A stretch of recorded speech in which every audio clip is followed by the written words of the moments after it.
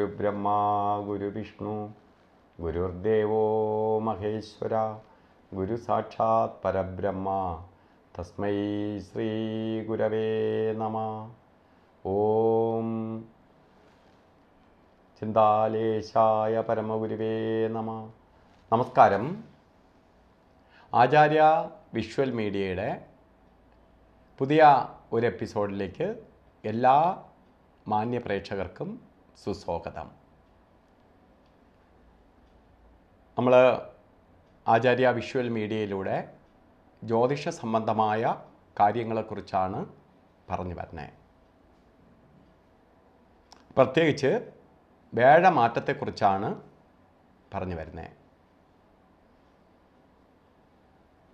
വേഴം എന്ന് പറയുമ്പോൾ എല്ലാവർക്കും അറിയാം, ഒരു ജാതകത്തിലാവട്ടെ അതുപോലെ വേഴത്തിൻ്റെ പ്രഭാവം വളരെ പ്രാധാന്യമേറിയതാണ്. വേഴം ജാതകം എഴുതുമ്പോൾ തന്നെ വേഴത്തിൻ്റെ ബലം അനുസരിച്ചിട്ടാണ് ആ ജാതകത്തിൻ്റെ ഉയർച്ച. ജ്യോതിഷ ഗുരുവാണ് വേഴം.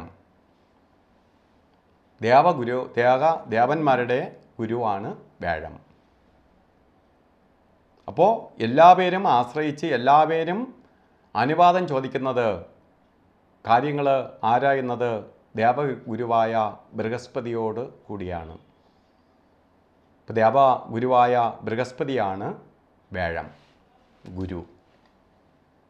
ആ വേഴത്തിൻ്റെ മാറ്റം, വേഴം രാശിചക്രത്തിൽ എല്ലാ രാശിയിലും ഇങ്ങനെ അദ്ദേഹം ക്ഷേമം അന്വേഷിക്കാൻ പോകുന്നത് പോലെ സഞ്ചരിച്ചു കൊണ്ടേയിരിക്കും. ഒരു വർഷക്കാലം ഒരു രാശിയിൽ നിലനിൽക്കും. അങ്ങനെ 12 രാശിയിലായിട്ട് 12 വർഷം, അതായത് ഒരു വേഴ വട്ട കാലയളവ് 12 രാശിയിലുമായിട്ട് വേഴം സഞ്ചരിച്ച് എത്തും. ഇന്ന് വേഴം ഇപ്പോൾ മേടൻ രാശിയിൽ നിന്ന് ഇടവൻ രാശിയിലേക്ക് പ്രവേശിക്കുകയാണ്. 1199 ആണ്ട് മേടമാസം 18-ാം തീയതി 2024 മെയ് മാസം 1-ാം തീയതി വേഴം മേടം രാശിയിൽ നിന്നും ഇടവൻ രാശിയിലേക്ക് പ്രവേശിക്കുകയാണ്. അപ്പോൾ ഇടവൻ രാശിയിലേക്ക് പ്രവേശിക്കുന്നതോടുകൂടി കുറേ രാശിക്കാർക്ക് വേഴത്തിൻ്റെ അതൃപ്തിക്ക് പാത്രീഭവിക്കും. വേഴനെ കൊണ്ട് അതൃപ്തി ഉണ്ടാവും. കുറേ രാശിക്കാർ വേഴം അവരെ അനുഗ്രഹിക്കും, ഗുരുവിൻ്റെ പ്രീതി ലഭിക്കും. അങ്ങനെ ഏതൊക്കെ രാശിക്കാർക്കാണ് അനുകൂലമല്ലാത്തത്, ഏതൊക്കെ രാശിക്കാർക്കാണ് പ്രതികൂലമായി വരുന്നത്, അനുകൂലവും പ്രതികൂലവുമായി വരുന്നത് എന്ന് നമ്മൾ ഓരോ രാശി പരിശോധിക്കുമ്പോൾ മനസ്സിലാവും. നമുക്കിന്ന് കർക്കടകൻ രാശിക്കാരുടെ ഫലത്തെക്കുറിച്ച് ചിന്തിക്കാം. കർക്കടകൻ രാശിയിൽപ്പെടുന്ന നക്ഷത്രങ്ങൾ പുണർത നക്ഷത്രത്തിൻ്റെ അവസാനത്തെ 15 നാഴിക, പൂയം ആയില്യം. പൂയവും ആയില്യവും പൂർണ്ണമായിട്ട് കർക്കടക രാശി തന്നെ വരും. 2.25 നക്ഷത്രത്തിൽ 1/4 നക്ഷത്രം ശരിക്ക് പുണർതത്തിൻ്റെയും പൂയവും ആയില്യവും പൂർണ്ണമായിട്ടും ഈ 2.25 നക്ഷത്രങ്ങൾ ചേരുന്നതാണ് കർക്കടകൻ രാശി. കർക്കടകൻ രാശിക്കാർക്ക് വളരെ പ്രത്യേകതയുള്ള രാശിയാണ്. കാരണം കർക്കടകൻ രാശിക്കാർക്ക് വേഴം 11-ാം ഭാവത്തിലേക്കാണ് സഞ്ചരിച്ചെത്തിയിരിക്കുന്നത്. നിങ്ങൾക്ക് വേഴം വന്നിരിക്കുന്ന 11-ലേക്കാണ്. വേഴന് ഏറ്റവും ഇഷ്ടസ്ഥാനമാണ് 11. 11-ൽ വേഴം വന്നിരിക്കുന്ന ഈ സമയം, കാരണം 12 രാശികളുള്ളതിൽ പ്രധാനമായിട്ടുള്ള ഒരു രാശിയാണ് 11-ൽ വേഴം വരിക എന്ന് പറയുന്ന കർക്കിടക രാശി. ഇപ്പോൾ കർക്കിടക രാശിക്കാർക്ക് വളരെ സന്തോഷത്തിന് വഴിതെളിക്കുന്ന ഒരു വർഷം തന്നെയാണെന്ന് നിങ്ങൾ ധരിക്കുക. പ്രത്യേകിച്ച് സാമ്പത്തിക കാര്യങ്ങളിൽ നിങ്ങൾക്ക് ഏറ്റവും പുരോഗതി ഉണ്ടാവും. ശരിക്കും 11-ൽ വേഴം വരുന്ന സമയത്ത് ജ്യോതിഷശാസ്ത്രം തന്നെ പറയുന്നുണ്ട്, ലോട്ടറി വരെ അടിക്കാൻ ഇടവരുന്ന സമയമെന്ന് പറയും. പ്രതീക്ഷിക്കാതെ ധനനേട്ടം ഉണ്ടാകുന്ന കാലഘട്ടമാണ് 11-ൽ വേഴം വരുന്ന കാലഘട്ടം.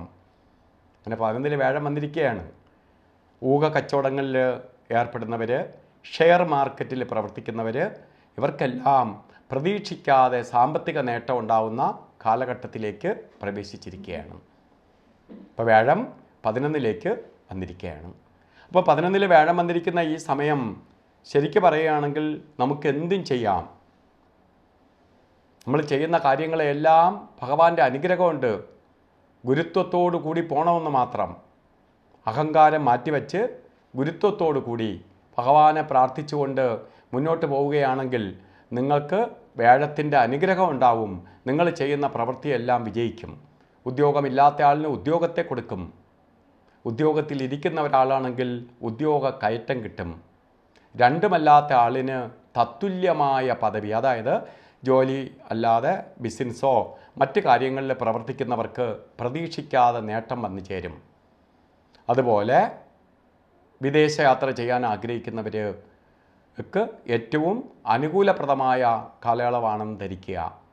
അപ്പോൾ സാമ്പത്തികമായി ജോലി ആയാലും ശരി, ബിസിനസ് ആയാലും ശരി, അതിലെല്ലാം ശോഭിക്കാൻ ഇടവരുന്ന സമയം. അപ്പോൾ ഈ 11 വ്യാഴം നിൽക്കുന്ന ഈ സമയം ഒരു കാരണവശാലും നിങ്ങൾ മാറി നിൽക്കരുത്.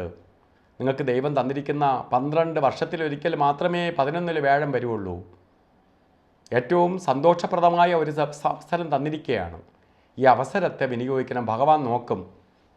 ഞാൻ 11 നിന്നുകൊണ്ട് അദ്ദേഹം നോക്കി എന്ത് ചെയ്യാൻ പോകുന്നുവോ അതിനെയെല്ലാം സപ്പോർട്ട് ചെയ്ത് തരും. അപ്പോൾ തടയല്ല ചെയ്യുന്നത്, സപ്പോർട്ട് ചെയ്യും. അപ്പോൾ ദൈവാധീനം വർദ്ധിപ്പിച്ചുകൊണ്ട് ധൈര്യമായിട്ട് ഓരോ കാര്യങ്ങളുമായി മുന്നോട്ട് പോകണം. അപ്പോൾ അത്രയും നല്ല സമയത്തിലേക്ക് ഇതാ വ്യാഴഭഗവാൻ എത്തിയിരിക്കുകയാണ്. ആ സന്തോഷം ഞാൻ നിങ്ങളെ അറിയിക്കുകയാണ്. അതുപോലെ ഈ ചാനൽ സബ്സ്ക്രൈബ് ചെയ്തിട്ടില്ലാത്തവർ സബ്സ്ക്രൈബ് ചെയ്യുക. അതുപോലെ തന്നെ മറ്റാൾക്കാർക്കും ഇതുപോലെ കർക്കിടകക്കൂറുകാർ വിഷമിച്ചിരിക്കുന്നവരെന്തെങ്കിലും ചെയ്താൽ രക്ഷപ്പെടുമോ എന്ന് നോക്കിയിരിക്കുന്നവർക്ക് ഈ ചാനൽ ഷെയർ ചെയ്ത് കൊടുക്കുക. അവരും രക്ഷപ്പെട്ടു പോട്ട്. അപ്പോൾ അവർക്കും നല്ലത് വരട്ടെ. അതേപോലെ തന്നെ ബെൽ ബട്ടനും കൂടി അമർത്തുക.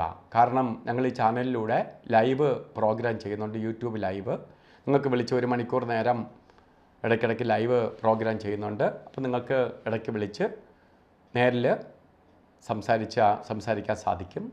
അതുപോലെ തന്നെ ഞങ്ങൾ നിത്യജ്യോതിഷം എല്ലാ ദിവസവും നിങ്ങൾക്ക് എങ്ങനെയാണ്, ഓരോ ദിവസവും രാവിലെ 6 മണിയാകുമ്പോൾ ഞങ്ങൾ ഒരു ബ്രീഫായിട്ടുള്ള ഒരു മെസ്സേജ് നിങ്ങൾക്ക് തരുന്നുണ്ട് യൂട്യൂബിലൂടെ.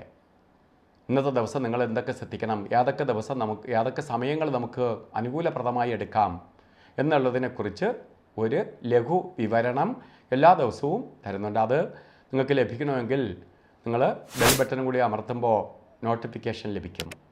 അപ്പോൾ പല വിപത്തുകളിലും നമ്മൾ പെടാതെ നമുക്ക് ഓരോ ദിവസവും കടന്നു പോകാൻ സാധിക്കും. എന്തെങ്കിലും ദോഷമുണ്ടെങ്കിൽ അതിനെന്ത് ചെയ്യാം, അതിനുള്ള പരിഹാരവും കൂടി നിർദ്ദേശിച്ചുകൊണ്ട് ഓരോ ദിവസത്തെയും നിത്യജ്യോതിഷം നിങ്ങൾക്ക് മനസ്സിലാക്കാം. അതുപോലെ തന്നെ വിദേശ മലയാളികൾക്ക് വേണ്ടിയിട്ട് UAE തന്നെ ദുബായിലെ കരാമ എന്ന് പറഞ്ഞ സ്ഥലത്ത് ഒരു സ്ഥാപനം നടത്തുന്നുണ്ട്. Pujas jewellery trading LLC. അവിടെ കൺസൾട്ടേഷൻ ഉണ്ട്. അപ്പോൾ വിദേശത്ത് മലയാളികൾക്ക് അവിടെ വന്ന് കൺസൾട്ട് ചെയ്യാവുന്നതാണ്. വരാൻ കഴിയാത്തവർക്ക് വേണ്ടിയിട്ട് അവിടുത്തെ NTV മലയാളം, അവിടുത്തെ പ്രമുഖ മലയാളം ചാനലായ NTVയിൽ ലൈവ് പ്രോഗ്രാം ചെയ്യുന്നുണ്ട്. എല്ലാ ഞായറാഴ്ചയും 12 മണി മുതൽ 1 മണി വരെ 1 മണിക്കൂർ നേരം നീണ്ടു നിൽക്കുന്ന ലൈവ് പ്രോഗ്രാം നിങ്ങൾക്ക് വിളിച്ച് നിങ്ങളുടെ കാര്യങ്ങൾ മനസ്സിലാക്കാവുന്നതാണ്. അപ്പോൾ നമ്മൾ എന്തുകൊണ്ട് വീണ്ടും ആവർത്തിച്ച് പറയുന്നു എന്ന് ചോദിച്ചാൽ, ചിലപ്പോൾ ഒരു രാശിക്കാർ അവരുടെ രാശിയിലുള്ള വീഡിയോ മാത്രമേ കാണാറുള്ളൂ. അതുകൊണ്ട് മറ്റുള്ളവർക്കും കൂടി അത് മനസ്സിലാക്കാൻ വേണ്ടിയിട്ടാണ് ആവർത്തിച്ച് പറയുന്നതിന് കാരണം. അപ്പോൾ എല്ലാ കർക്കിടക രാശിക്കാർക്കും നല്ലതാണെന്ന് ഞാൻ പറഞ്ഞു. അപ്പോൾ നല്ല ഫലങ്ങൾ ലഭിക്കാൻ വേണ്ടി ഈശ്വര പ്രാർത്ഥനയോടുകൂടി ശ്രദ്ധയോടുകൂടി നിങ്ങൾ മുന്നോട്ട് പോവുക. നിങ്ങൾക്ക് നല്ലതേ വരുള്ളൂ. എല്ലാവിധ ഐശ്വര്യവും ഭാവുകങ്ങളും നേർന്നുകൊണ്ട് നിർത്തുന്നു. നന്ദി, നമസ്കാരം.